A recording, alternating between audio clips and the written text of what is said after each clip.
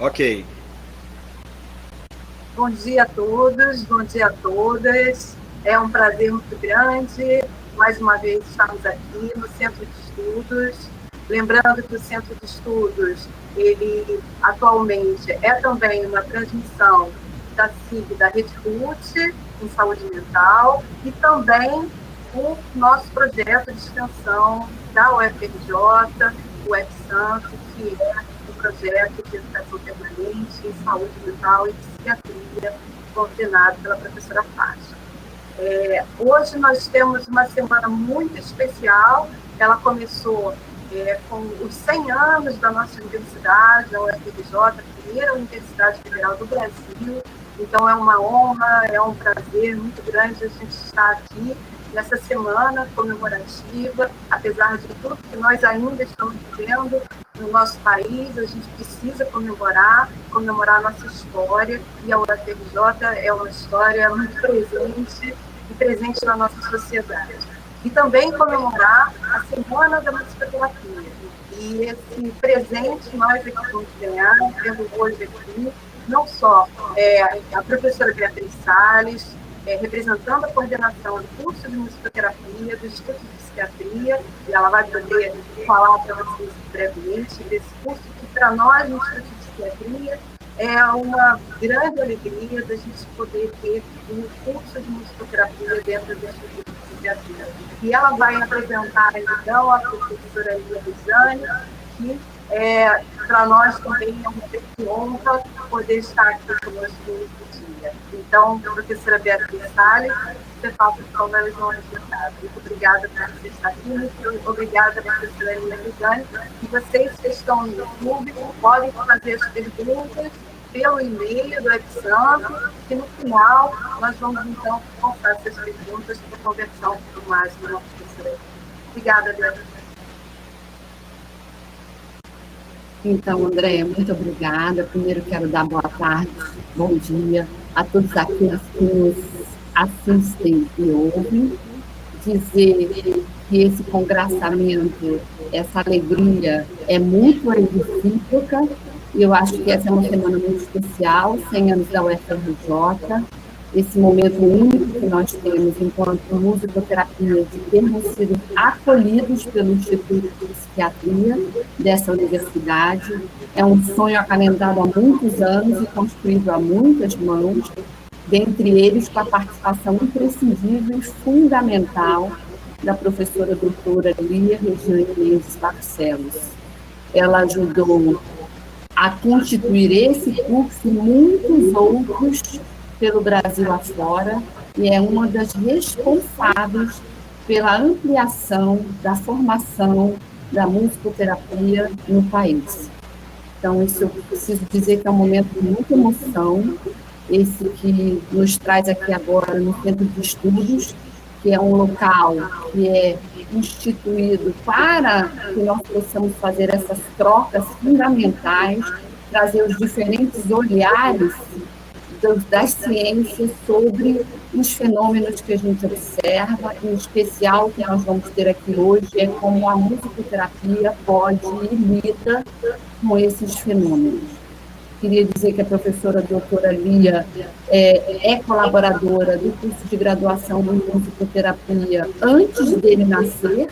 Ela compôs o projeto, o grupo de trabalho que criou o projeto político-pedagógico do nosso curso, e desde então ela colabora com isso. Primeiro, essa profunda gratidão, e depois falar brevemente sobre o nosso curso de musicoterapia, que é o único no país que se encontra abrigado num centro de ciências da saúde, é o único com esse perfil, está dentro das ciências da saúde, porque os outros cursos que nós temos, eles são abrigados pelas escolas de artes e departamentos de música de outras universidades públicas, somos 4, e 3 particulares.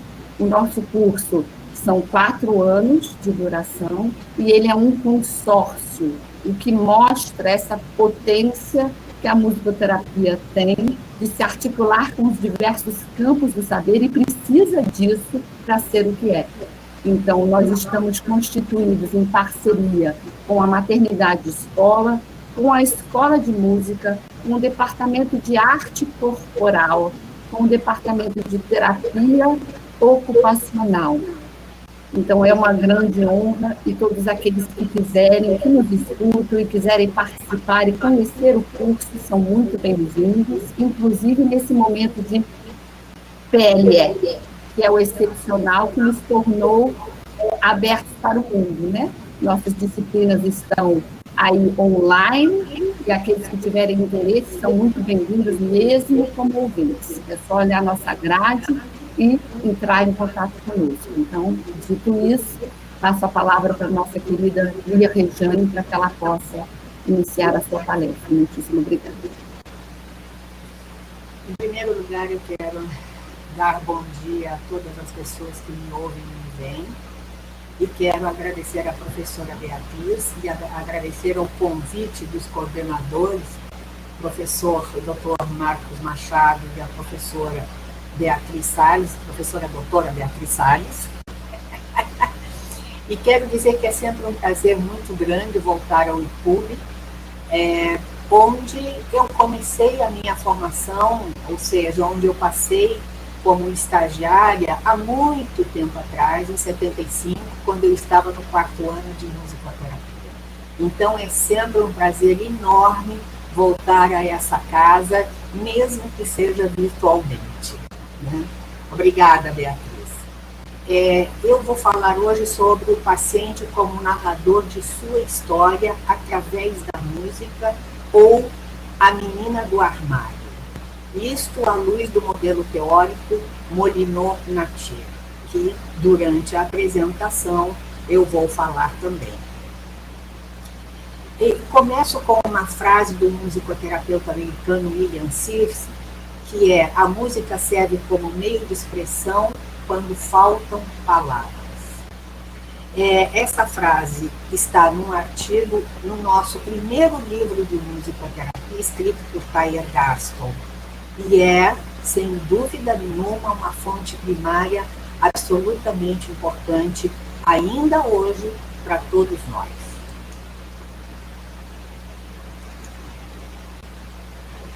Eu faço uma introdução rápida às formas de aplicação da musicoterapia, que são várias, uma rápida passagem por elas. Uma delas é a musicoterapia chamada receptiva, que algumas pessoas chamam de musicoterapia passiva, e que eu discuto essa nomenclatura, porque nunca se recebe a música de forma passiva. Sempre se tem um movimento interno quando se recebe a música. Então, eu diria que a nomenclatura melhor é musicoterapia receptiva, ou seja, o paciente recebe a música que o musicoterapeuta traz, ou que o musicoterapeuta faz, ou que o próprio paciente pede para escutar. A outra é a musicoterapia ativa, que é uma musicoterapia que praticamente não se faz no Brasil e que só em 2012 eu conheci, que é a musicoterapia ativa, que significa que só o paciente está ativo no processo de fazer música. Depois que o paciente termina de fazer música, o terapeuta fala e conversa com o paciente. Essa musicoterapia tinha esse nome no Brasil, mas era de uma forma diferente. Era numa interação. Hoje, pelo menos, o que se viu em 2012, numa apresentação do alemão Thomas Roche, foi ele chamando de musicoterapia ativa esse tipo de musicoterapia que se faz. E o que eu chamo de musicoterapia interativa, que é o musicoterapeuta e o paciente ou pacientes, ambos ativos ou mais, porque às vezes nós temos mais de um terapeuta, de um paciente, como também temos mais de um terapeuta. Então pode ser terapeutas, às vezes tem terapeuta e coterapeuta, ativos no processo de fazer música junto com os pacientes. O terapeuta pode tanto interagir quanto intervir naquilo que está acontecendo de forma musical, verbal ou corporal. E aí eu passo para as experiências musicais que são utilizadas pelos pacientes quando eles estão na sala ou quando eles estão na sessão de musicoterapia.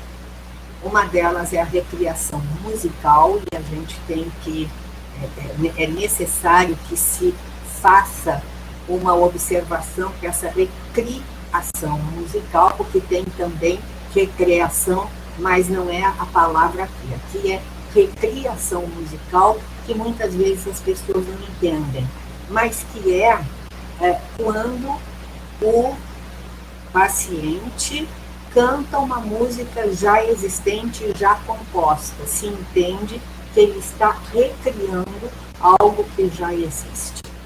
Uma outra experiência musical, que é a improvisação musical.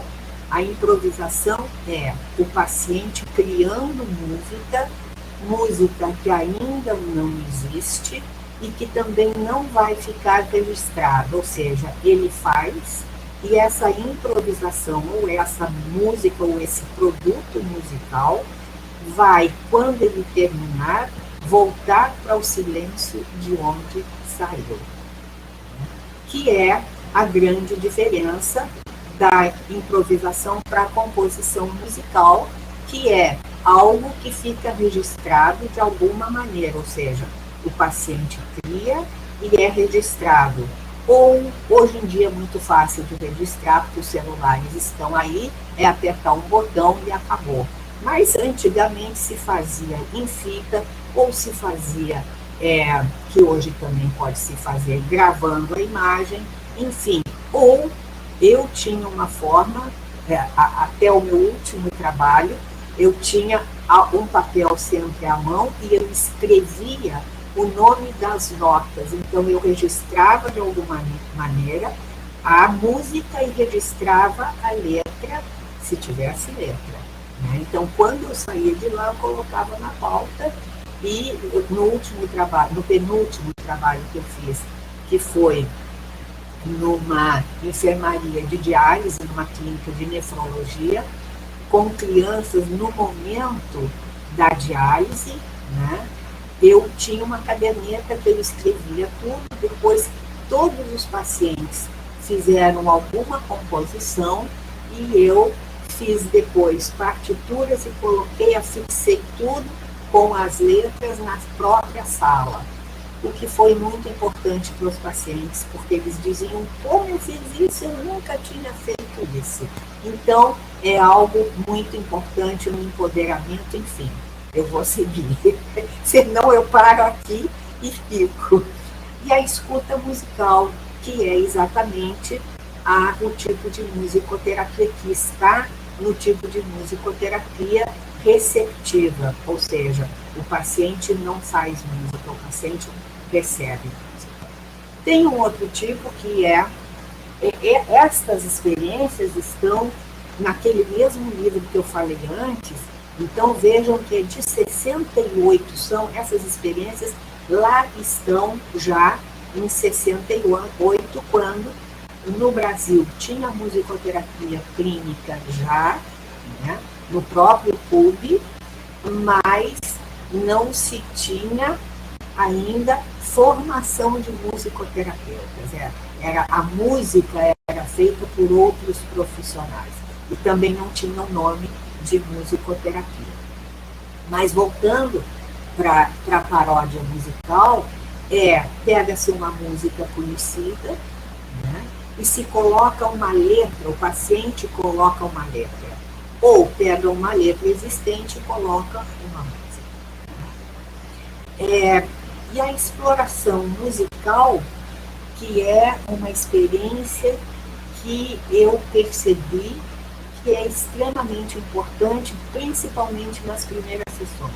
Nesse mesmo trabalho que eu fiz com crianças em diálise, eu percebi que nas primeiras sessões eles pegavam os instrumentos e primeiro eles exploravam o instrumento, eles manuseavam, eles escutavam.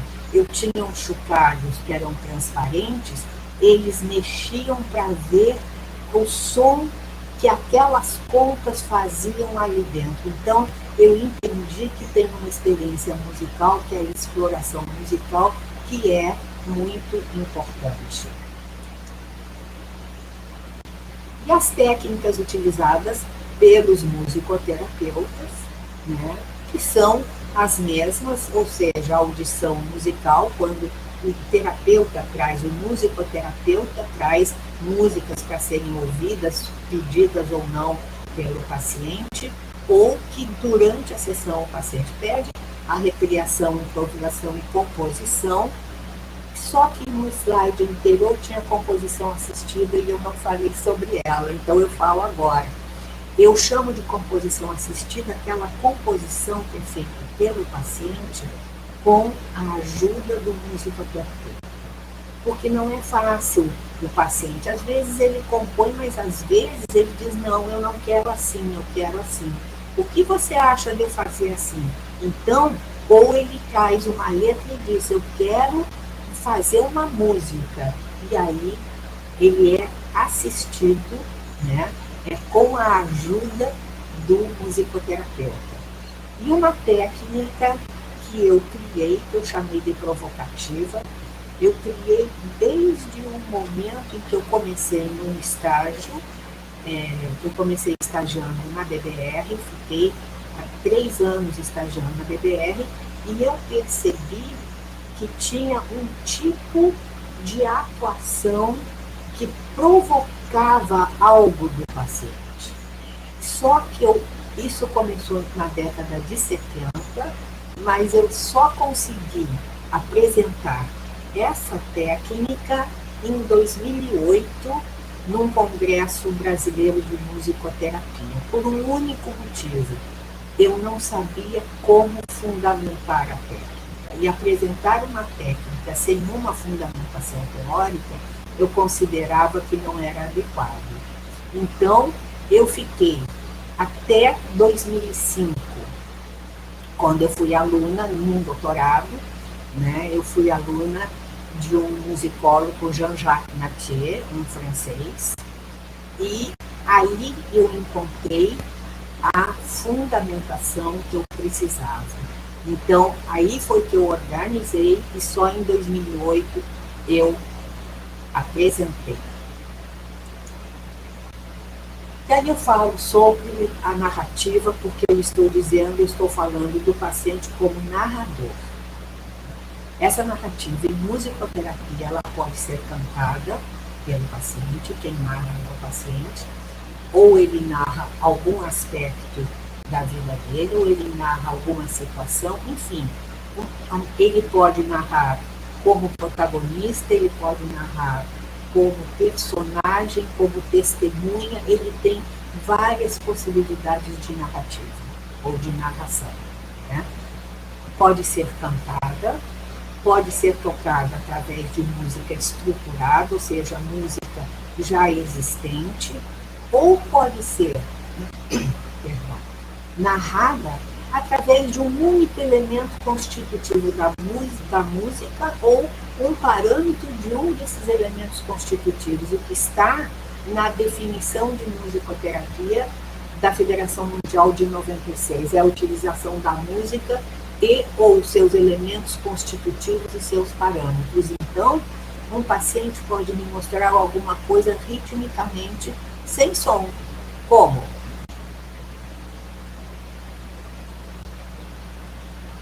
Isso é rítmico, tem um ritmo. E tem um som, mas não se ouve, porque essas articulações têm um som, mas esse som não é ouvido por nós. E muitas vezes se tem algo onde o gesto é rítmico e traz algo de importante, ou de uma movimentação corporal também. Pode narrar através de um movimento corporal, enfim.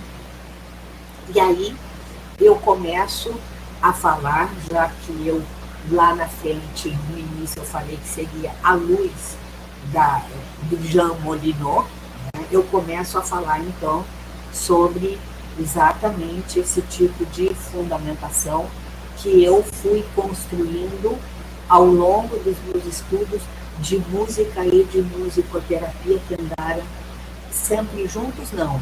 A musicoterapia começou depois, mas eu continuei os meus estudos em música com mestrado e doutorado. Para Jean Molineau, que é um suíço, o fenômeno musical, tal como o fenômeno linguístico ou religioso, não pode ser corretamente definido ou descrito sem que se tenha em conta o seu triplo modo de existência, como um objeto isolado, como um objeto produzido e como um objeto percebido. E, sem dúvida, isso nos leva para o fato social total do Marcel Mauss, né, que diz exatamente isso. Mas vamos andar um pouco mais. E aí eu falo sobre o sentido, que é algo que o musicoterapeuta americano Kenneth Bucher fala. As improvisações ou as produções do paciente devem ser escutadas e compreendidas pelo musicoterapeuta. E eu trago essa frase porque essa é uma discussão que se tem. Alguns musicoterapeutas dizem, não quero saber, não me interessa a compreensão. Eu sigo essa regrinha do Ken Brucher. Ou seja, eu acho que deve-se ter pelo menos um esforço no sentido de compreender. É possível que não se compreenda, mas se tenta. E falo agora do narrador, o performer como narrador, porque eu trago dois performers, que são pianistas. O John Wink fala ou considera o performer como um narrador das ideias do compositor. Quando ele toca, ele considera que ele está narrando aquilo que o compositor escreveu. E o Bowen considera o performer como alguém que está comprometido tanto na comunicação de um trabalho como na expressão individual. Então, eu considero que um paciente muitas vezes traz alguma coisa que ele pega de alguém ou traz alguma coisa que é dele, mas ele narra, né, através disso, alguma coisa que ele queira trazer, algum conteúdo seu que ele queira trazer. A partir dos autores da musicologia contemporânea, Wink e Bowen, que são os que eu acabei de citar, eu trago isso para a musicoterapia. Eu considero o paciente na musicoterapia interativa, aquela que o paciente e o terapeuta estão juntos fazendo música, como o narrador musical de suas histórias ou de sua história. E aí eu volto ao modelo tripartite do Molineau, que nos diz que o fenômeno musical, tal como o fenômeno linguístico ou religioso, não pode ser corretamente definido ou descrito sem que se leve em consideração o seu triplo modo de existência, como um objeto isolado, como um objeto produzido e como um objeto percebido. E é isto que eu vou transpor para a musicoterapia já, agora. E vejam que aqui está Mauss, né, como eu me referi a ele lá no início. Os três níveis do modelo tripartite Molineau, Inatier, de quem eu fui aluno, que Inatier foi aluno do Molineau, né, aqui estão os processos de produção, o nível neutro e os processos de recepção. Aqui está essa tripartição do modelo do Molineau-Natier. E aí vira Molineau-Natier-Barcelos, porque eu trouxe para a musicoterapia. Eles ficaram na música e eu trouxe para a musicoterapia. Os processos de produção, que são chamados de poiesis, que é uma palavra grega que quer dizer produção, são aqui do paciente. O paciente produz alguma coisa, que é música, e quando eu falo música, pode ser um único som, né? Para nós é assim, pode ser assim considerado, e que vem para um nível imanente, ou seja, é possível se perceber. E aqui eu tenho que chamar a atenção para esse nível neutro, porque a música a gente diria que não é neutra. É o nível que ele chama de neutro. E aqui é o nível imanente, aquilo que aparece e que ele chama de pista.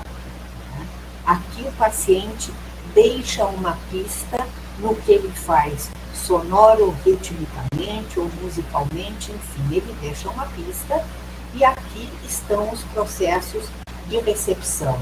Eu deveria ter colocado uma imagem que vem depois, que tem várias setas daqui para cá e já vai chegar esse slide. Então aqui estão os processos de recepção ou chamado nível estésico ou a estesis, que é onde está o musicoterapeuta. Aqui, então, nós vamos para o próximo, e aqui eu já coloco várias setas. É a adequação que eu fiz para a musicoterapia, em 99.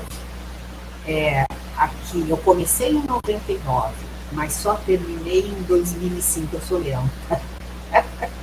Os processos de produção, ou seja, aqui está o paciente, aqui está o vestígio que ele deixa, e aqui chega, aqui está bem mais adequado. Eu coloco várias setas, porque quando me chega essa música, eu quero tentar entender qual é o sentido.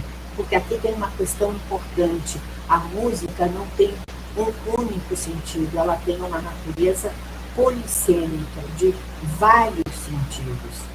E eu vou ter que entender, ou vou fazer um esforço, nem sempre se entende. Porque a música não diz, eu estou dizendo isso. Né?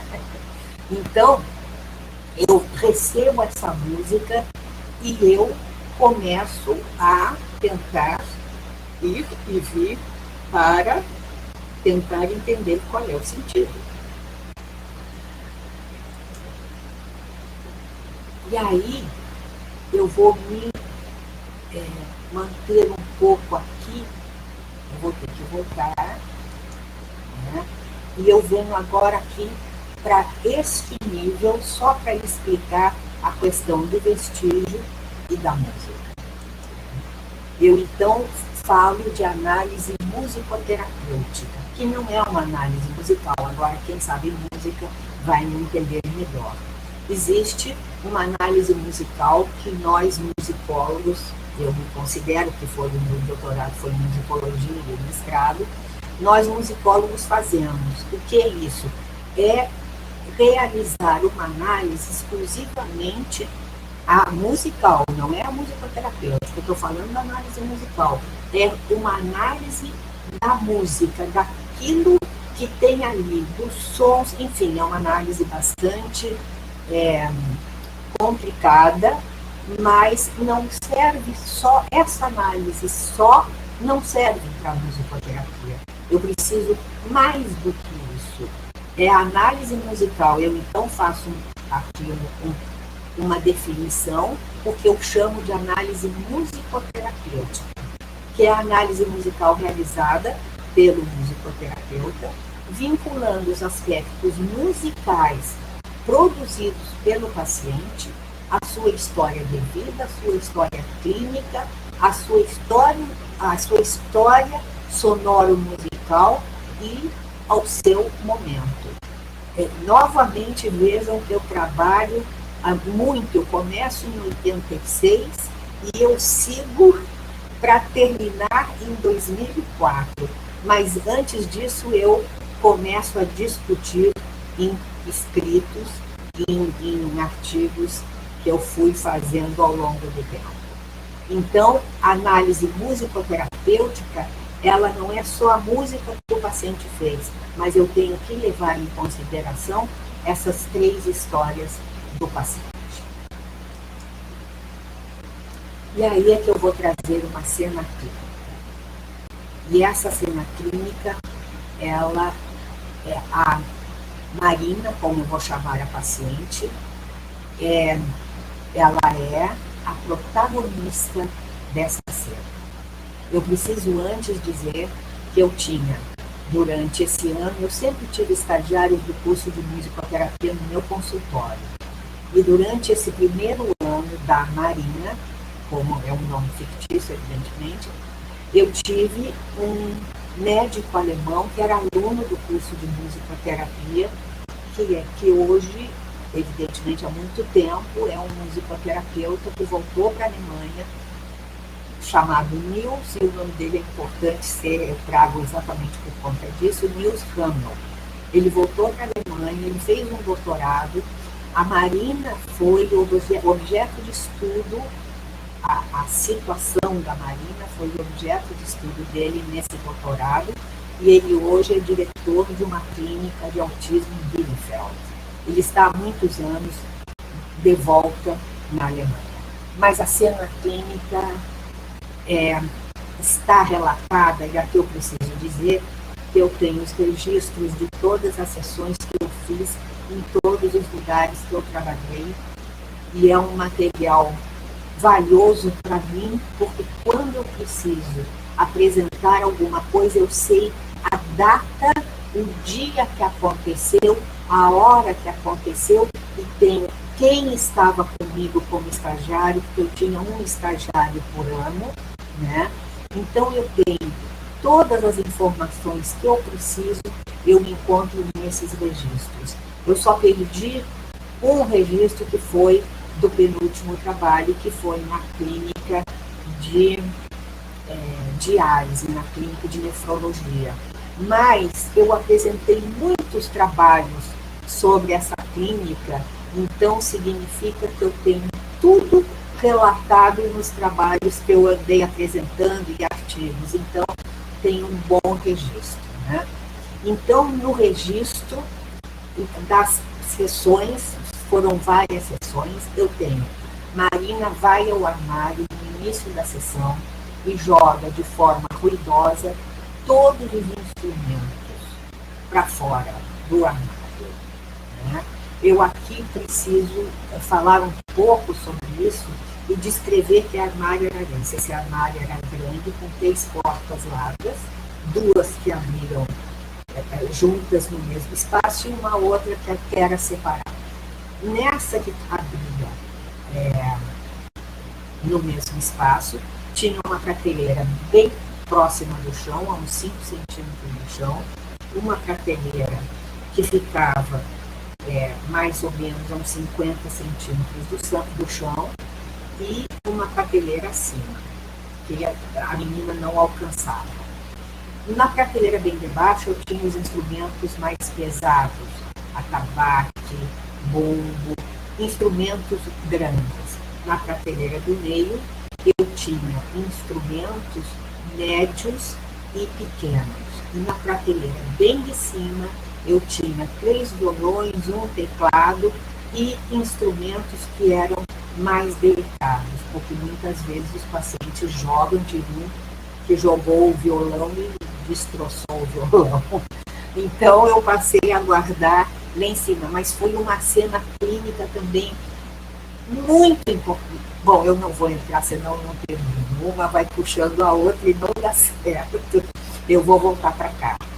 Então, eu só tinha um contrato com a Marina, que era na prateleira de cima, nós não mexeríamos, e ela aceitou isso. Na prateleira de baixo, esses instrumentos grandes, eu vou ler a frase: Marina vai ao armário no início da sessão e joga de forma ruidosa todos os instrumentos para fora do armário. A minha sala tem 7 metros de comprimento. Ela jogava, os menores iam cair longe e tirava todos os instrumentos, os pequenos e médios iam para o meio da sala e os grandes, ela não tinha força, ela tinha 7 anos, ficavam caídos na frente das portas do armário. Isso era uma cena recorrente, ou seja, todas as sessões por muito tempo. E o estagiário, por isso eu coloquei ele aqui, me dizia a seguinte frase: eu era professora deles. Você nos mostra a importância da colocação de limites. Quando você está atuando como terapeuta, você não dá limites. E eu dizia a ele, eu não dou limites, porque eu sinto que ela quer dizer alguma coisa com isso. Então eu vou deixar até que eu consiga entender. Ou se demorar muito, eu vou tentar ver como eu vou fazer intervenções. Na verdade, eu comecei a fazer intervenções, mas não para ela não jogar, sim para eu tentar entender o sentido dela. Se ela estava querendo pegar, se ela estava com raiva, enfim, eu fui fazendo algumas intervenções sempre interrogativas. E ela gritava, não! E ela ia para o silêncio de onde eu saí. E aí, claro que eu tenho que perguntar quem é a Marina, tenho que apresentar a Marina. E primeiro, eu tenho a história de vida. Eu coloquei assim porque a história clínica é muito importante. A história de vida da Marina, uma menina de 7 anos, que foi a protagonista e narradora da sua história através do discurso sonoro típico. Na verdade, aqui não está a história de vida, eu estou dizendo que é, mas não, está a história dela na musicoterapia. Mas vamos então para a história clínica e sonora, onde está a história de vida dela. Porque a história de vida e a história clínica se mesclam, porque ela nasce com um neuroblastoma, que é um câncer abdominal. Então imagine uma criança, um bebê, um neonato com um câncer, que todo mundo sabe o que significa essa doença. Com 20, aí o perímetro abdominal começou a crescer, começou a aumentar, né? E foram feitos exames e aos 22 dias ela é submetida a uma cirurgia e ela passa a fazer quimioterapia e radioterapia durante 2 meses internada na UTI neonatal do INCA. Eu vou para a história sonoro-musical. A história sonoro-musical dessa menina começa dentro dessa incubadora e UTI neonatal, onde ela ficou durante 2 meses. Eu tenho um texto que é um texto super importante, que fala sobre os ruídos de uma UTI neonatal. Eu não sei dizer, eu não fui ao texto agora, mas uma pinça colocada sobre a tampa de uma incubadora, por exemplo, por volta de 60 decibéis. É inacreditável. Por quê? Porque esses 60 decibéis tem uma taxa de ressonância que aumenta completamente o som. Então, pode-se imaginar o que é ficar durante esse tempo inteiro, né, 2 meses, dentro desse espaço sonoro, dessa UTI neonatal, com o movimento todo que é necessário, da enfermagem que tem que ter, porque eles estão trabalhando. Mas aí vem a história sonoro-musical. Ela tem, nos 2 primeiros meses de nascida, né, ela tem todos esses sons da UTI neonatal e elas, quando sai daí, ela traz uma história, né, que é uma história que, sem dúvida, tem raízes nessa UTI neonatal, onde ela fica por 2 meses, ainda quando bebê.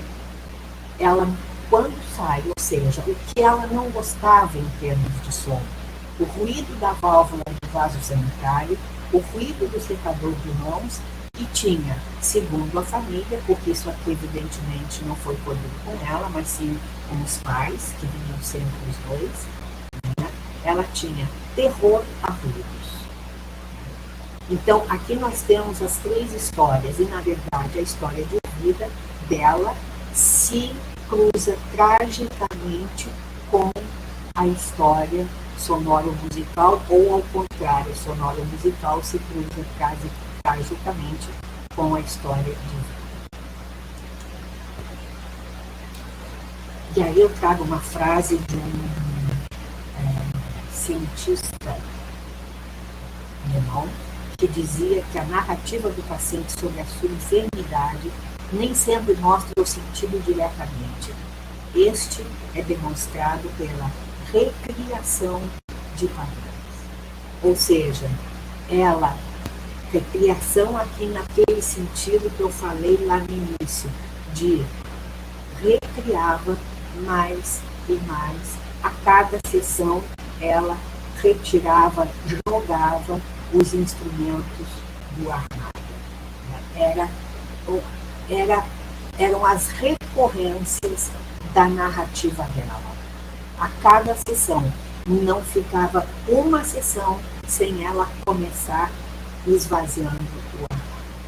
Então, eu tinha uma produção dela, né, que era jogar tudo no meio da sala, deixando um vestígio sonoro cênico, porque ela saía e ficava aquela cena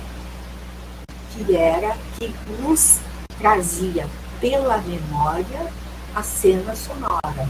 A cena sonora acabava, mas aquela cena que estava ali trazia o sonoro, que tinha sido produzido no momento em que ela jogava esses instrumentos para fora do armário. Isto chegava até nós e várias idas e vindas eram feitas no sentido de se tentar entender o que ela queria dizer com aquilo. E aí eu falo só sobre a parte central, que é o imanente, que é o tipo de análise que eu chamo em musicoterapia com as três instâncias, e que mostra que é uma análise paradigmática de música do Rouvet, e que mostra que as recorrências aqui, no reconhecimento das repetições e transformações de unidades e de parâmetros que ocorrem no transcurso do texto musical. Nós podemos entender aquilo que ela nos trazia, que ficava na nossa memória. Eu tenho uma gravação, mas eu achei que não deveria trazer a gravação. Ficava, né, na nossa memória, eram as recorrências daquilo que ela fazia a cada sessão. Então, o que começou a acontecer foi: nós pegamos a história de vida, a história clínica e sonoro-musical, o vestígio sonoro-cênico, e continuamos tentando, né, entender.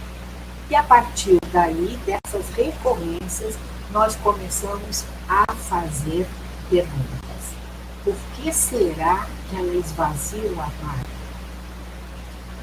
Para que ela esvazia o armário? Por que de forma desorganizada? Ela podia tirar os instrumentos? Não, ela jogava tudo no meio da sala. Qual é o sentido disto para ela, que nasceu e teve um início de vida de forma tão desorganizada? Como ela nasceu? Da forma mais desorganizada possível. Nada mais desorganizado do que nascer com câncer. E aí, a partir das respostas que nós mesmos dávamos à pergunta que era feita por nós, uma hipótese foi tomando forma pouco a pouco. Ela estaria tentando reviver o seu nascimento, que foi desorganizado e que era exatamente aquela desorganização que ela trazia quando jogava tudo, quando tirava os instrumentos do armário. Parece uma hipótese muito arrumadinha, né? Eu também acho, mas era uma das hipóteses plausíveis, ou seja, ela poderia estar querendo, como é que eu vou dizer? Vou dizer de uma forma bem gaúcha, implicar com os terapeutas, ela poderia estar querendo desarrumar a sala, tudo caberia, ou quase tudo caberia aqui. Mas o que será que realmente ela estava querendo dizer? A pergunta era, aí já não era uma pergunta, era uma hipótese em forma de pergunta. Se essa hipótese que é de reviver o nascimento estivesse correta, ela tentaria reviver o nascimento de uma forma diferente, o seu nascimento de uma forma diferente. Se ela jogava de dentro, o armário seria o espaço de onde ela saiu, e por aí vai. Eram muitas as perguntas. E eu tenho que dizer que nesse momento eu fui para uma supervisora. Fui para uma supervisora porque eu achei que eu não estaria dando conta daquele tanto de informações e daquilo tudo que ela trazia. E a supervisora, levei evidentemente as minhas hipóteses, e a supervisora concordou comigo. Seria possível ela tentar entrar no armário. Porque é tão arrumado, não é, que parece meio hipotético. Na verdade é hipotético, mas a arrumação é que causa um certo espanto. Enfim, algumas sessões, muitas sessões depois, ela entrou na sala e esvaziou o armário da mesma forma que sempre. Os instrumentos maiores ficaram caídos diante das portas, como sempre. E ela tira tudo, né, e entra no armário na segunda prateleira, não na que ficava bem embaixo. E ela pede, o nome do estagiário era Nils, mas ela não conseguia, ela tinha 7 anos, ela não conseguia dizer Nils, ela tinha alguns atrasos de fala, era um deles, e ela não conseguia aprender a ler. E a mãe era uma psicopedagoga. Bom, aí ela entra no armário na segunda prateleira e pede Nilson, que era como ela chamava o estagiário. Nilson, vem cá e... não, desculpem. Nilson, feche as portas do armário. E nós fomos fechar as portas, mas nós tínhamos que tirar os instrumentos que estavam caídos na frente das portas. E começamos a tirar os instrumentos, só que ela saiu antes da gente conseguir fechar as portas. E aí, uma oportunidade desperdiçada, mas aí eu vejo um novo vestígio como interrogação, porque ela tinha entrado no armário. Então, a partir daí, eu disse que nós deveríamos retirar cada instrumento que caísse na frente das portas, caso ela voltasse a entrar, porque a gente não sabia se ela ia entrar ou não. E o estagiário falou, como a gente vai conseguir tirar tudo? Abaixa, tira, abaixa, tira. Eu falei, não sei, mas a gente vai tentar fazer isso. Muitas sessões depois, ela continuava a jogar os instrumentos. Na sessão seguinte, a entrada dela no armário, ela já voltou a jogar os instrumentos e os que caíam na frente das portas eram retirados por nós. E ela, num determinado dia, entra no armário, deita na segunda prateleira e grita, vem, Rejane, fecha a porta, Nilson. Eu não contava com isso, eu contava que era uma das hipóteses que ela pudesse voltar para refazer de forma organizada o nascimento, que foi daquela forma organizada.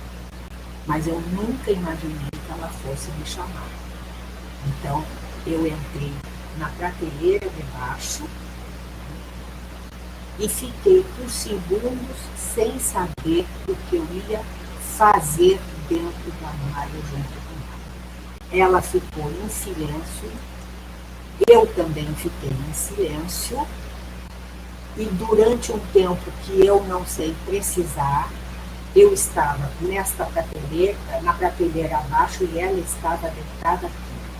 E eu começo a bater na prateleira abaixo da prateleira, na prateleira que ela estava deitada, este ritmo, que é o ritmo do batimento cardíaco. Um tempo também depois, que eu não sei precisar quanto tempo foi, ela grita: abre a porta, Nilson, e ajuda a gente a sair daqui. O Nilson abriu as portas, eu saí rapidamente, e nós dois tiramos a Marina nos braços de dentro do armário.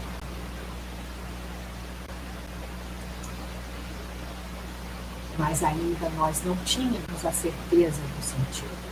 Nós precisávamos ver o que iria acontecer na sessão seguinte. Mas nós tínhamos um novo vestígio.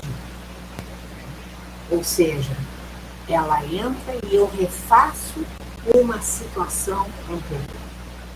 Ela chega na sessão imediata à da entrada do armário, e aí nós discutimos sobre se a nossa hipótese estaria certa. Ela entraria no armário ou ela não entraria mais? Na nossa cabeça, se fosse o que nós tínhamos pensado, ela não entraria no armário, porque ela já tinha refeito aquela situação traumática lá atrás. Ela chega, vai ao armário, abre as portas, e eu já estava achando que ela entraria no armário.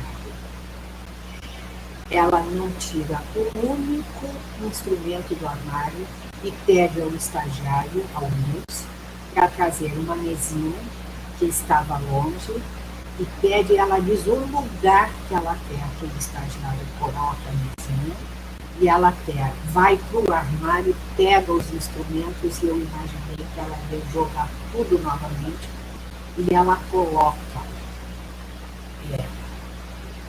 instrumento por instrumento, indo e vindo do armário, colocando sobre a mesinha e dizendo: vamos, Nilson, ajuda a gente a arrumar a sala. E nós dois ajudamos a tirar todos os instrumentos do armário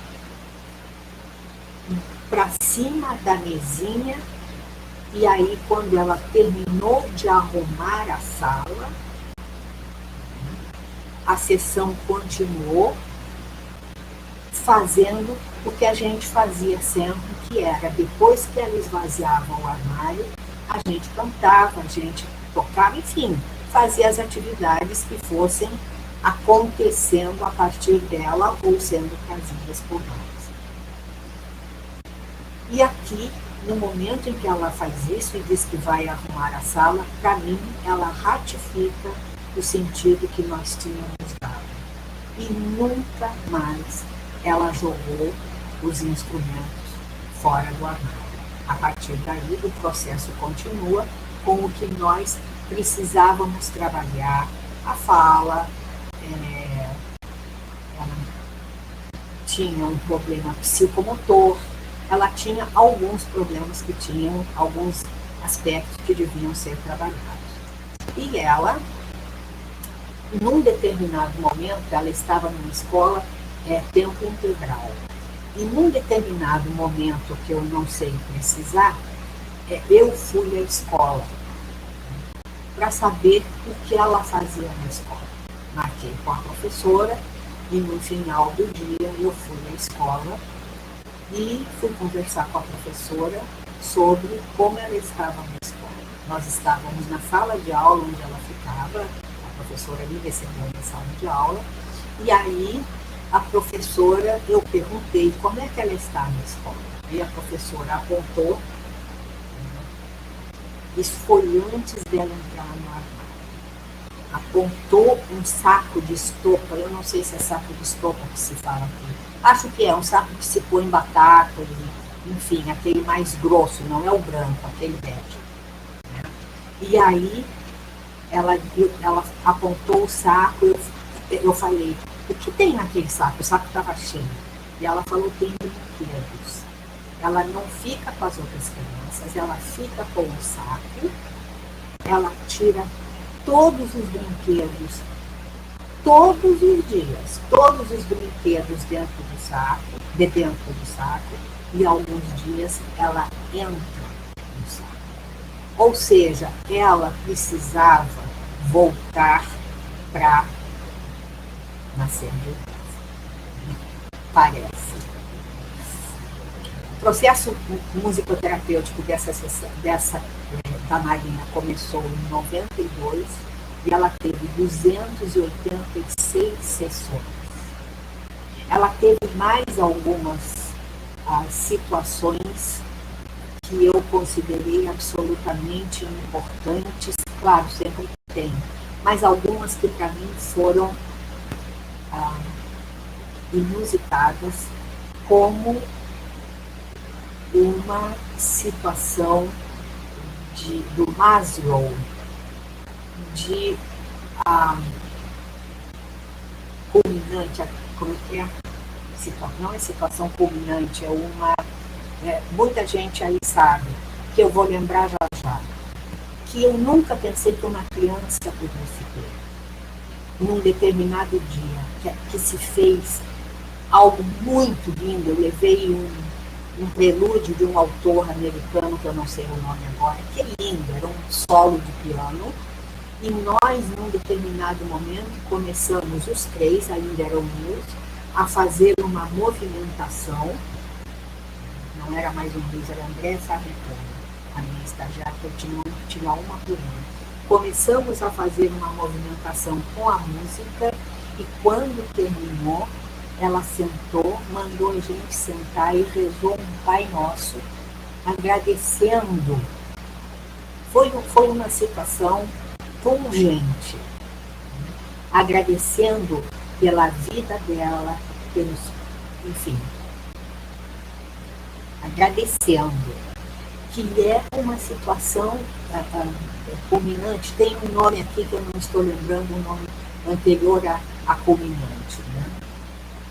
Que eu pensei que só adultos pudessem passar por isso, uma experiência culminante do Maslow, que foi uma sessão que ela saiu e a gente teve que parar, porque nós estávamos extremamente impactadas. Ela mandou a gente sentar, ela rezou esse Pai Nosso e começou a agradecer, porque tinha sido algo esteticamente lindo para uma criança que tinha entre 8 e 9 anos, eu não sei exatamente aí onde nós estamos. Mas, enfim, eu me dirijo para o final, falando da saída do prumo, agora com essa situação é verdade, que a alta dela foi pedida, solicitada pelos pais, o que levaram para um neurologista. Ela tinha vários, né, terapeutas e várias pessoas profissionais que cuidavam dela. E o neurologista encaminhou para fisioterapia, para fonoaudiologia e para psicopedagogia, porque ela não aprendia a ler. Ela estava aí já com 9 anos e ela não aprendia a ler. Fono por conta do atraso de fala, e a fisioterapia porque ela tinha um atraso psicomotor. E ela fazia escola em nível integral. Então, ela fazia escola. E essas 3 outras, né, terapias seria muito difícil. Então, ela teve alta na sessão de número 286 e foi por mim considerada, essa cena especificamente, foi o fator desencadeante de todo o processo. Eu me dirijo para o fim, dizendo que, trazendo uma frase do Lars Robondi, que é um musicoterapeuta dinamarquês, que é: a música é o veículo através do qual o paciente pode interpretar a sua ou as suas histórias, utilizando-se da narrativa como um meio de autotransformação, que é o que eu considero o caso da Marília, exatamente. E mais uma frase do David Aldrich: narrativas são o recontado do ocorre no tempo. Elas não focalizam simplesmente o passado, mas também os eventos reais que ocorrem no presente e as expectativas que existem para o futuro. Essa frase me leva para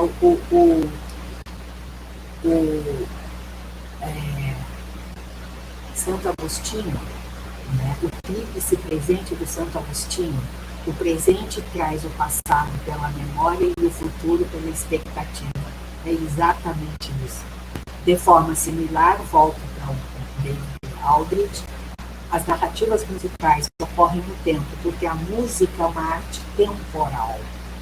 O som vai quando termina de se fazer som, quando o homem faz, ou algum som acontece, ele volta. Quando o homem faz, ele volta para o silêncio de onde ele saiu. De forma similar, as narrativas musicais acontecem no tempo. O narrador é um agente ativo. Ele não está passivamente vivendo o seu passado. Perdão. Mas interpretando uma identidade com outra pessoa. E aqui eu tenho a bibliografia para utilizar. Muitíssimo obrigada a todas as pessoas que me viram e me ouviram. Obrigada.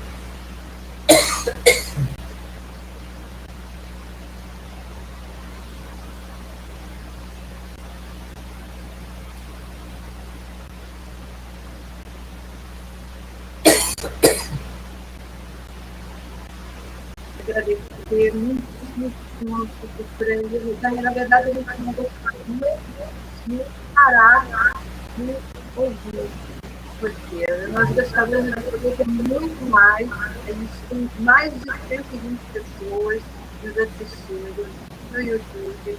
A gente tem também mais pessoas aqui na nossa sala também assistindo. Muitas pessoas elogiando, agradecendo por essa possibilidade que você nos deu de transformação. A gente fica muito feliz de poder ter tido esse presente no dia de hoje. Como eu disse no início, essa é uma semana muito especial para todos nós aqui na UFRJ, por nós estarmos comemorando 100 anos da nossa universidade, por nós estarmos comemorando a Semana da Musicoterapia, por nós também estamos comemorando esse ano 81 anos do Instituto de Psiquiatria, e nesses 81 anos você faz parte dessa história desde a década de 70. Então, isso tudo é muito importante, muito rico para todos nós. Eu queria aproveitar também para... hoje nós temos aqui na nossa sala a presença, além da professora Beatriz Salles, a gente também tem a presença da professora Maria Tavares.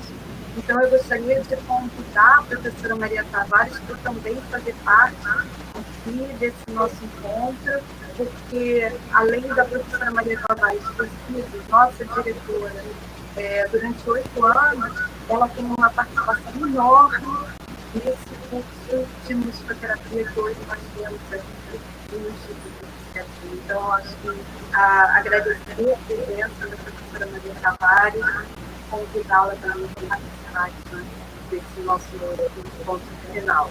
E eu vou passar então a palavra para a Beatriz. Eu já recebi muitas perguntas e eu estou passando essas perguntas para ela, e ela então vai vir esse debate, mas ela já tem também algumas perguntas. A professora Maria também. Professora Maria, muito obrigada por você estar aqui conosco, e eu vou, antes de passar a palavra para você, eu queria fazer passar a palavra, então, para a professora Maria.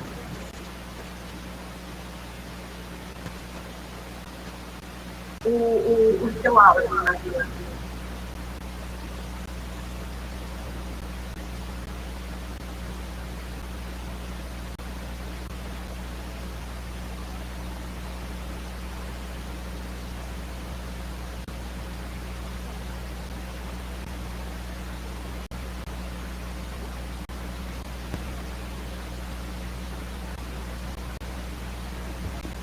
Conseguem me ouvir agora?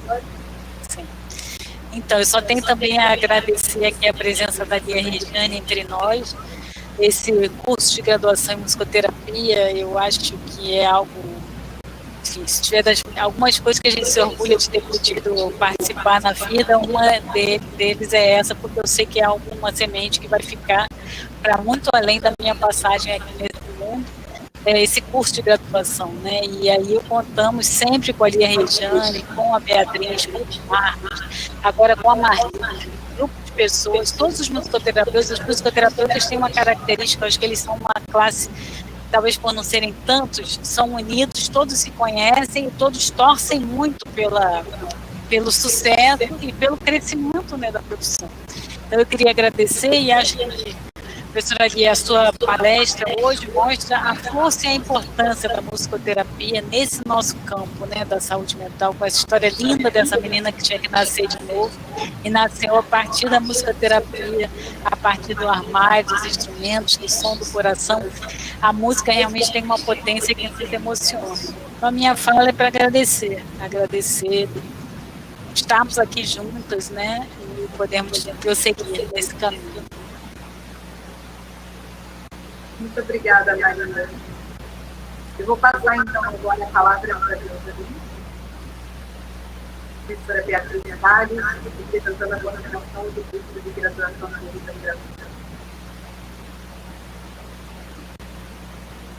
Então, eu vou aqui falar em meu nome, em nome do nosso meu querido colega Marcos Vinícius Machado, que coordena comigo esse curso e essa empreitada, né, de montar um curso de graduação que inicialmente tem 2 professores efetivos dedicados à musicoterapia e muitos outros colaboradores sem os quais nada disso teria acontecido.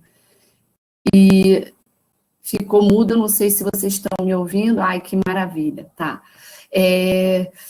Queria dizer também que agradecer a professora profundamente, a professora Lia Regiane, porque também compete à narrativa dela essa possibilidade de nós fazermos essa viagem e todos nós, que não da área, presumo eu, podermos entender e um outro olhar sobre as narrativas dos nossos pacientes. São outras avenidas que se abrem para a interpretação e compreensão desse fenômeno, né, de buscar um entendimento quando a gente está nessa relação entre terapeuta e paciente. Eu acho que isso independe de ser a musicoterapia ou qualquer outra. Então, essa delicadeza e a forma como a professora Lia atendeu a essa pergunta, né, o que colocar e como poder inserir a musicoterapia dentro desse contexto, viabilizando a todos aqueles que ainda não têm uma intimidade com a área, o quão instigante, encantador e o quanto todos nós podemos também levar conosco algo que nos reverbera para o nosso próprio campo de atuação. E aí eu estou falando como se eu estivesse no lugar desse outro, e não como musicoterapeuta, porque um dia eu estive no lugar desse outro, né? Um dia antes de me tornar, ou de entender que a musicoterapia era o meu lugar, e de entender também que o meu papel era poder, juntamente com todos os que aqui estão e os que não estão nesse momento, inclusive a própria UFRJ, de ampliar e possibilitar que a gente pudesse viver esse momento, né? De ter a musicoterapia que nasce no Rio de Janeiro, dentro da Universidade Federal do Rio de Janeiro. E que isso possa ser o início de muitos outros desdobramentos, reverberações que a gente pode levar para a ampliação do nosso campo de atuação. Tá? E a professora Lia levantou o dedinho, então eu vou deixá-la falar antes de passar para as perguntas que nós temos. Eu queria retomar a palavra rapidamente, porque eu não posso deixar de agradecer a professora Maria Tavares por tudo que ela tem feito pela musicoterapia.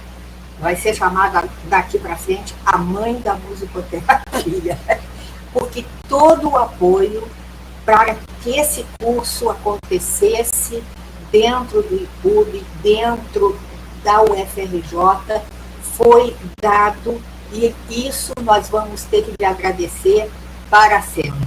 Então, eu hoje peço permissão a todos os musicoterapeutas para falar em nome deles e para agradecer a senhora por esse apoio irrestrito que foi dado para a musicoterapia acontecer dentro do IPUB e dentro da UFRJ, dos musicoterapeutas, para você, Maria, que agora já virou você. Muitíssimo obrigada. E eu vou complementar, antes de passar a palavra para a professora Maria Tavares, fazendo uma ilação, porque nós começamos essa trajetória com o professor Jorge Adelino na direção clínica lá atrás. Por meio dele, ele viabilizou a possibilidade de musicoterapeutas estarem no instituto.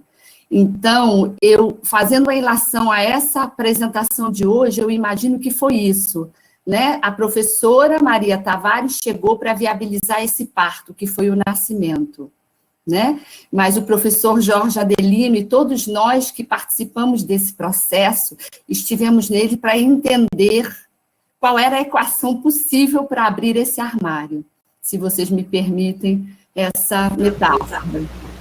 Eu vou complementar a metáfora e os dois juntos tirarem a musicoterapia de dentro do armário.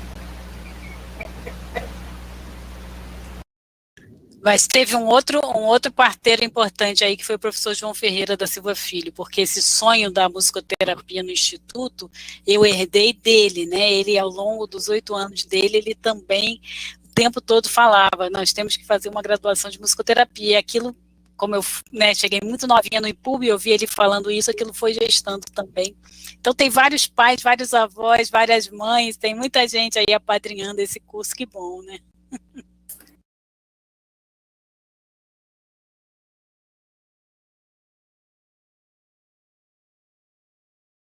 Desculpa. Vou passar, então, as nossas perguntas. Agradecer a Andréa Deslandes, que tão maravilhosamente moderou essa interlocução entre as redes e nós, né? E a primeira é: bom dia, da Fernanda Monteiro. Obrigada e parabéns pela aula, professora. Seria possível dizer em qual transtorno mental há uma melhor resposta do paciente com a musicoterapia? Ou não é possível precisar isso? Uma resposta fácil. Não é possível precisar. Você nunca sabe o que vai acontecer, né?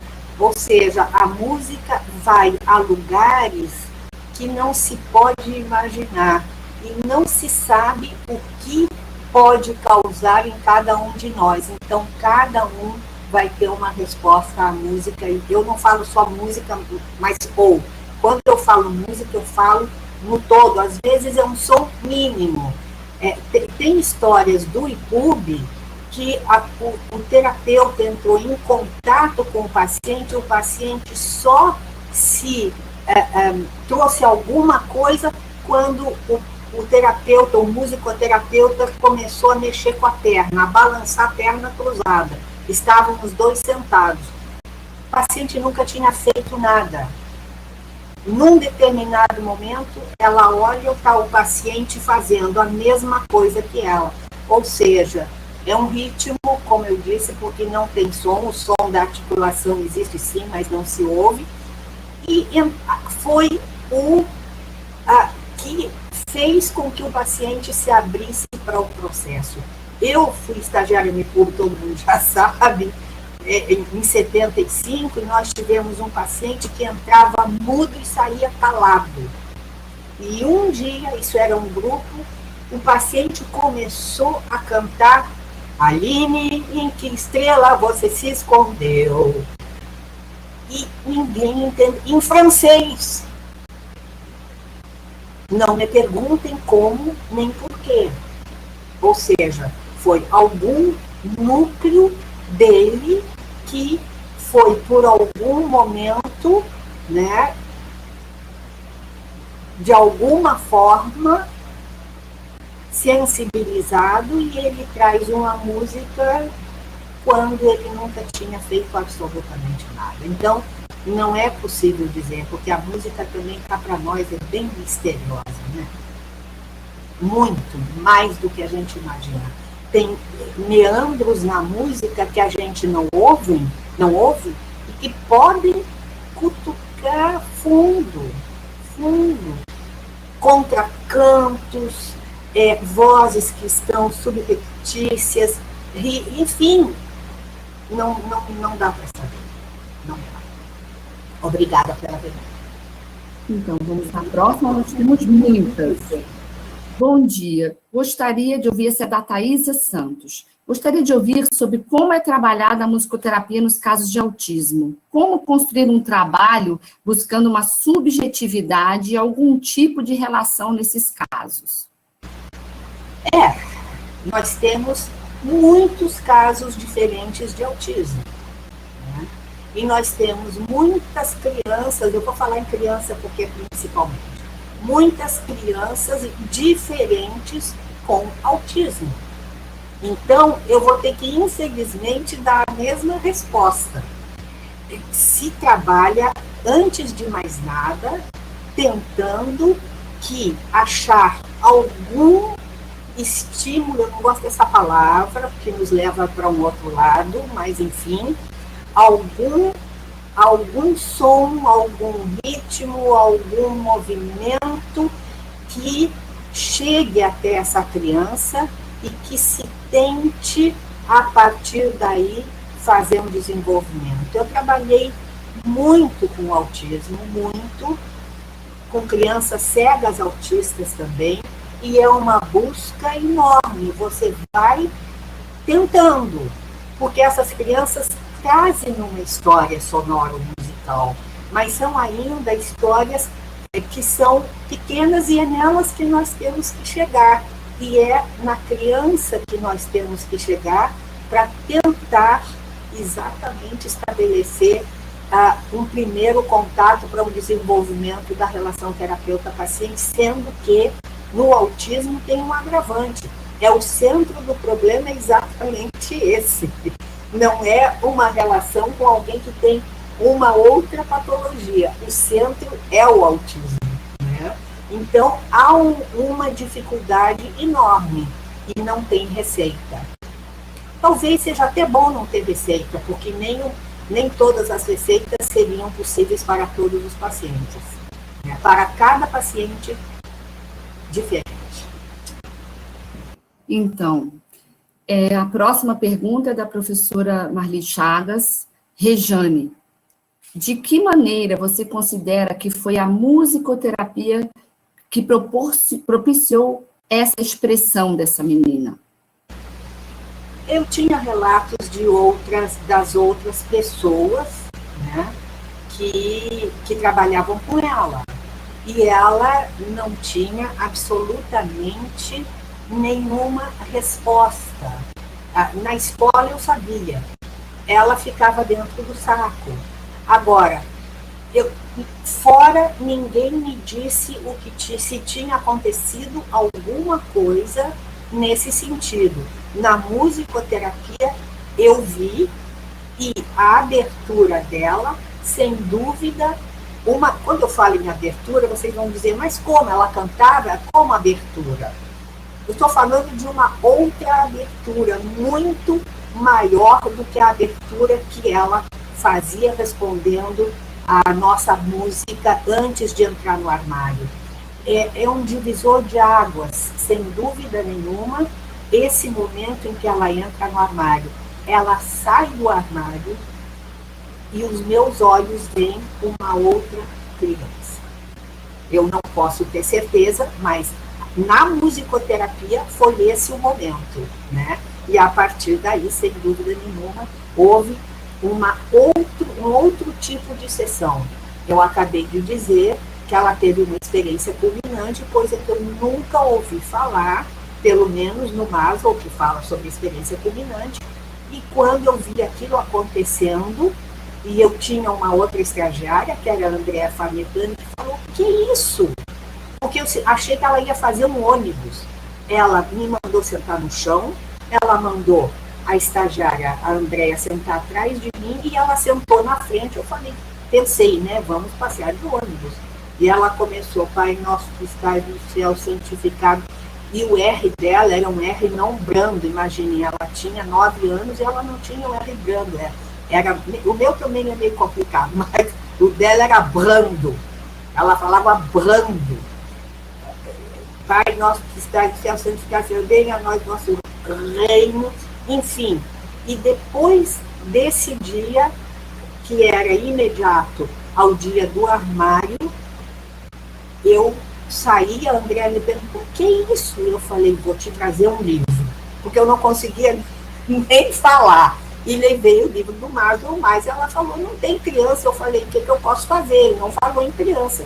Mas pela primeira vez eu estou vendo uma criança e isso é, sim, uma experiência culminante. Então, Marli, sinto muito, mas a minha resposta só pode ser essa. Bom, vamos à próxima. Hélio Neto. Lia, como indicar a terapia musical? Existe um quadro ou conjunto de casos em que ela é mais indicada do que outras? Crianças com distúrbio de linguagem, por exemplo? Crianças, Hélio, com distúrbio de linguagem, podem, até devem ser indicadas à musicoterapia, porque o canto, por exemplo, vai ser um enorme auxiliar no desenvolvimento da linguagem, sem dúvida nenhuma. Porque a criança, atraída pela música, ela pode começar exatamente a sair do armário cantando, né? E isso vai ajudar, sem dúvida nenhuma. Bom, mais uma outra, desta feita por Cleiton Peixoto. Professora Lia, parabéns pela apresentação e principalmente pelo seu belíssimo trabalho. A senhora acredita que a efetividade da musicoterapia pode estar relacionada à sua capacidade de fazer o indivíduo transcender? Pergunto isso, pois inclusive é possível observar em algumas cerimônias religiosas o uso da música para este objetivo, e muitos participantes dessas cerimônias costumam relatar o quanto aquele momento ajuda a se sentir melhor. Eu aí tenho que falar um pouco sobre o terapeuta, né? E aí é meio que geral. O terapeuta tem que ter uma capacidade que eu considero que eu chamo de disponibilidade. Ele tem que estar disponível para o paciente. E essa disponibilidade é, antes de mais nada, uma disponibilidade para o outro. E pode ser, essa disponibilidade pode, sem dúvida nenhuma, ser aquilo que vai possibilitar a relação terapeuta-paciente, que é, ou rapport, mas aí já há uma diferença que a gente não vai entrar nela, né? Que vai possibilitar que juntos, terapeuta e paciente, juntos nessa relação, consigam, o terapeuta possa ajudar o paciente a se desenvolver. Não sei se eu respondi a pergunta dele, mas enfim. Nova pergunta, saraivada de perguntas. Rejane, essa da Mariana Cabo. De que maneira você considera que foi a musicoterapia que propiciou a expressão desta menina? Eu acho que eu já falei na palestra, né?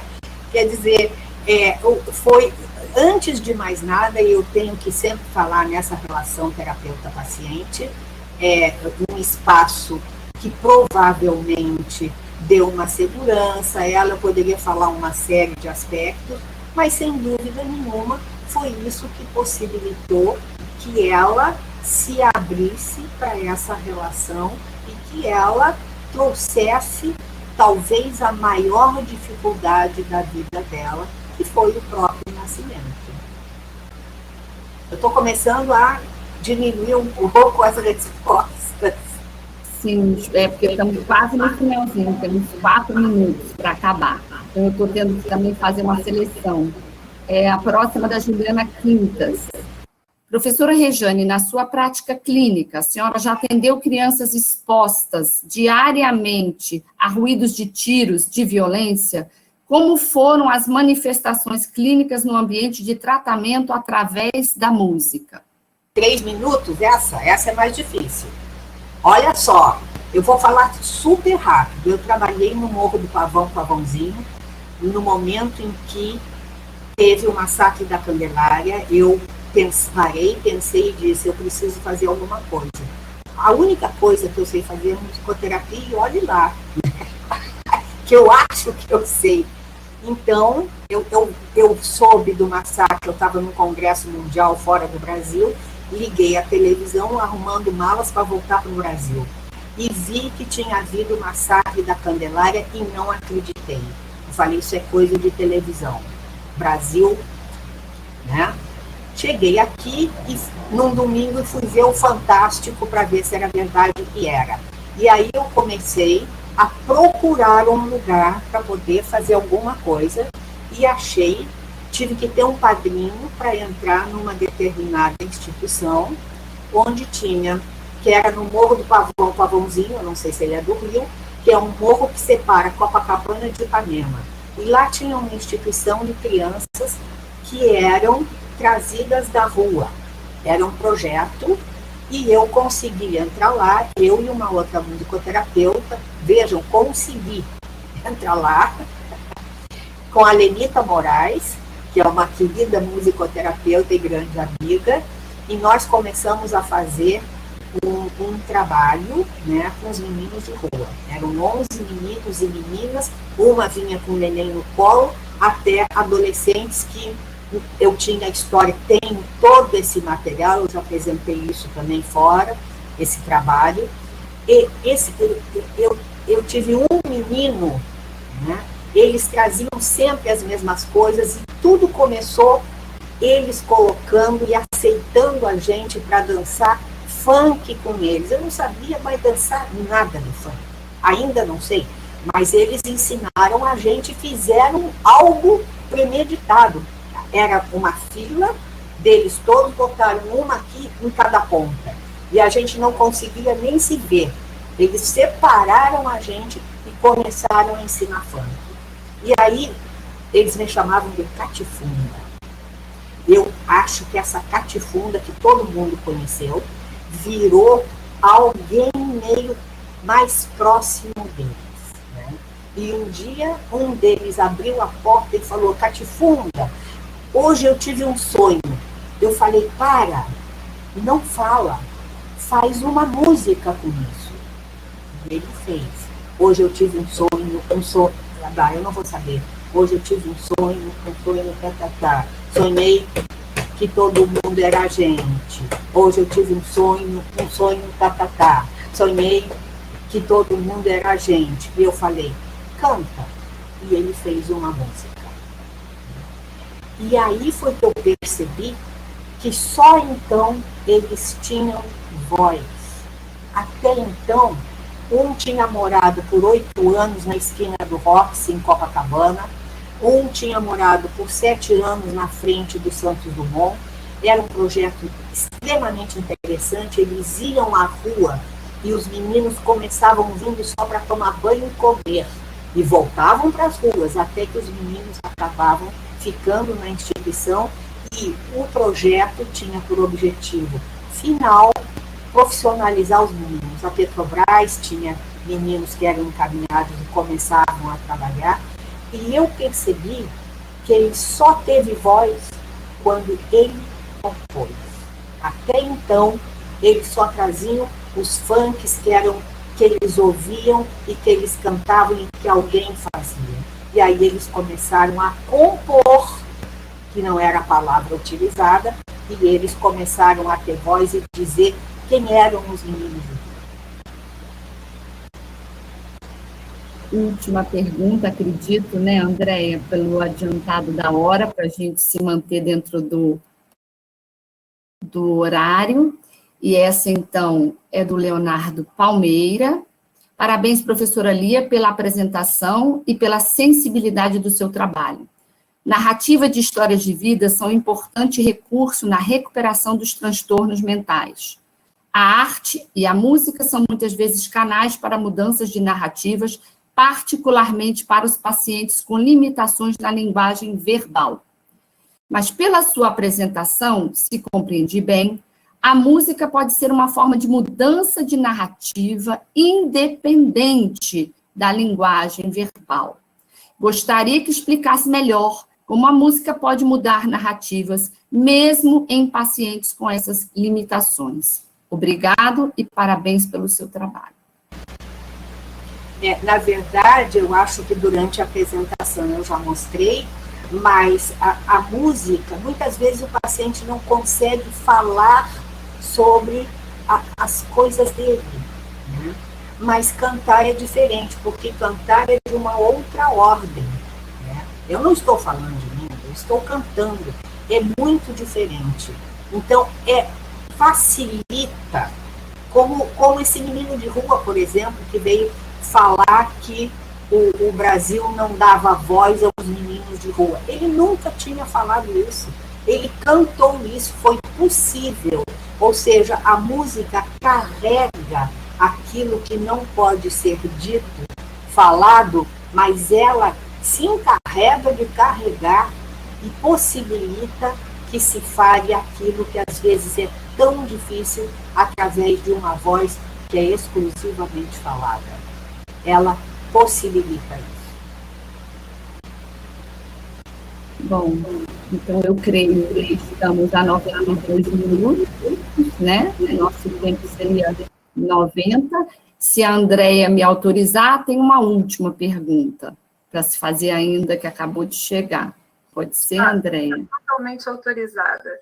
Então, para encerrar, finalíssima, a musicoterapia na terapia com adultos com depressão é possível? E se sim, como funciona? Do Wesley Júpiter dos Anjos. Sim, Wesley, a musicoterapia é possível na depressão, evidentemente, que tem que ter uma delicadeza sempre. Não é só quando o paciente é depressivo. Por exemplo, essa menina teve que ter uma delicadeza de esperar o tempo dela, de trazer, é claro que quando um paciente vem, você vai dizer, mas um depressivo não fala. Mas a gente tem pessoas que vêm junto e que trazem histórias desse paciente, e que trazem a história sonora. Tem um conceito da musicoterapia que eu gosto muito, que é do Murilo.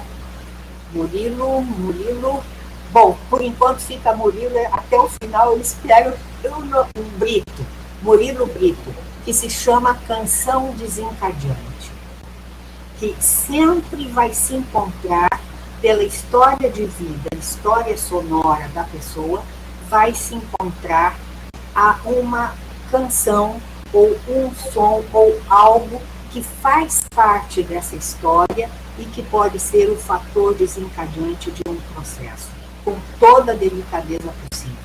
E a gente vai, que é um outro conceito, a gente vai sempre tentar buscar o paciente onde ele está.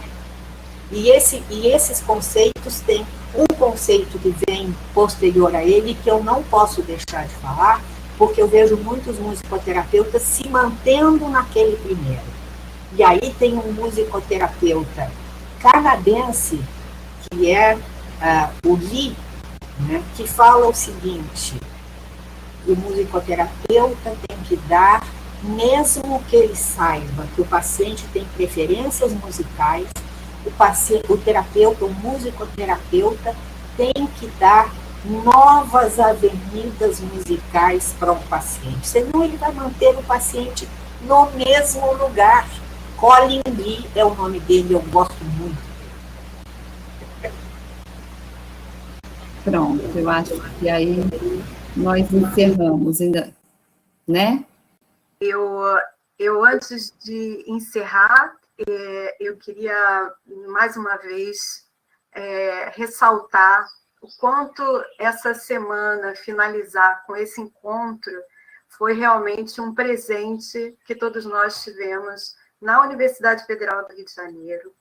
Então, professora Elia Regiane, se eu tivesse que fazer uma nuvem, nós aqui temos que fazer multitarefas, né? A gente quer estar aqui assistindo, mas tem que pegar também as perguntas e tem que resolver tudo. Mas se eu pudesse fazer uma nuvem de palavras, de tudo que foi falado no chat do YouTube, eu acho que o que eu mais poderia ressaltar é a competência, a emoção, a generosidade e a musicoterapia ocupando espaço onde realmente ela deve estar, que é no cuidado. E aí eu acrescentaria, pessoalmente, mais uma palavra, que é a esperança. Eu acho que num momento como nós estamos hoje no Brasil, a gente precisa muito divulgar trabalho de pessoas como a senhora, e ter a oportunidade de tê-la aqui mostrando o quanto o seu trabalho no dia a dia faz diferença para todas as pessoas em relação ao cuidado.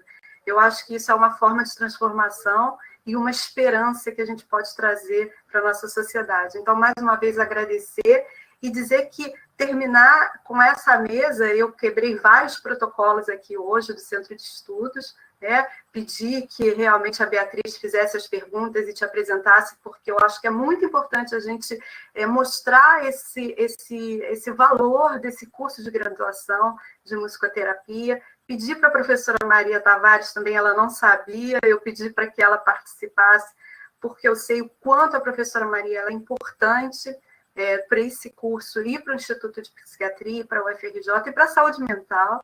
Ela sabe que eu falo sempre isso para ela.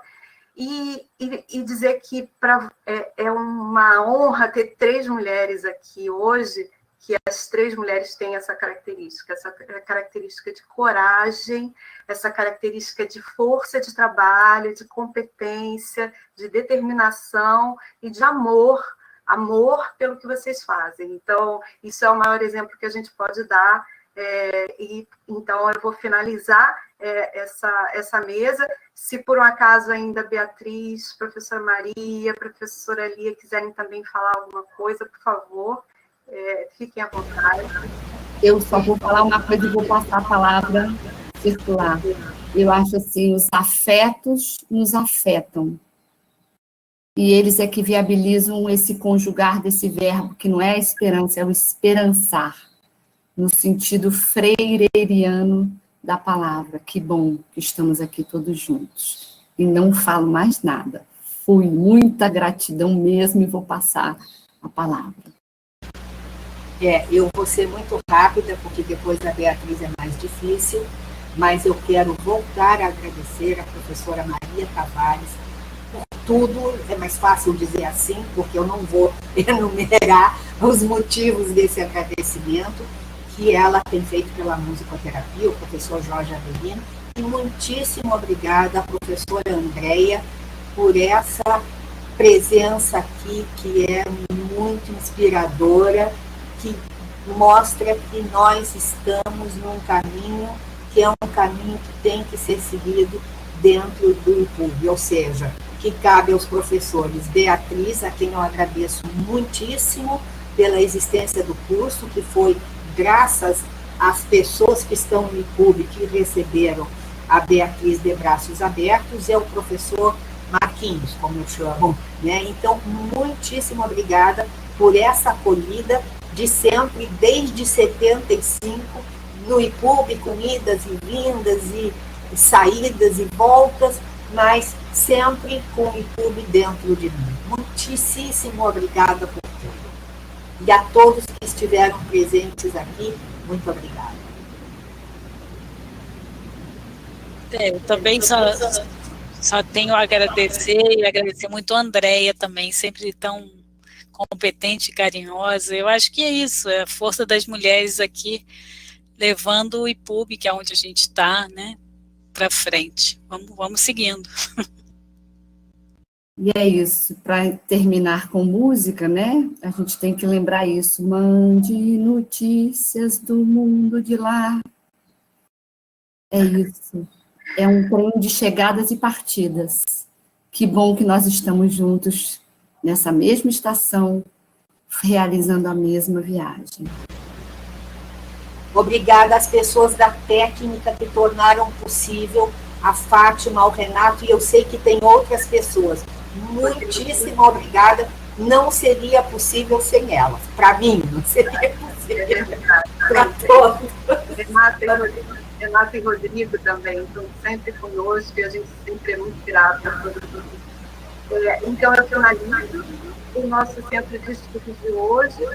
E na semana que vem, nós vamos ter a palestrante, a professora Ana Lúcia King, e ela vai falar do Laboratório Delete, Detox Digital e Uso Consciente de Tecnologias, trabalhos realizados antes e durante a pandemia da Covid-19. Então, eu finalizo o nosso dia desejando a todos e a todas um excelente fim de semana e até semana que vem.